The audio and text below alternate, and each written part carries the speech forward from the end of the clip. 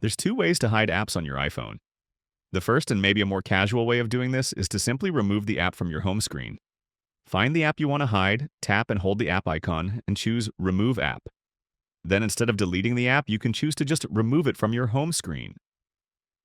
Now the app is gone from your home screen, but it's still available if you swipe all the way to the right to your app library. You'll either see the icon or you can search for it. This is a good way to tuck away apps you don't want to see on your home screen, but they're still easily accessible in the app library. If you need a little more security, there's a way to hide apps so they don't show up in the app library either. Tap and hold the app and choose Require Face ID. You can now choose if you'd like to keep the app visible and simply require a Face ID authentication to open the app. Or if you want to go a step further, you can hide the app from your phone and lock it behind Face ID. The app won't be visible except in a few places like your settings. And you won't see notifications from that app either.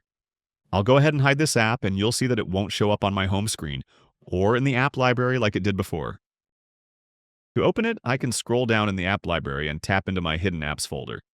This will require a Face ID or passcode to show what's in the folder, so anyone without those cannot see or open the apps that are hidden.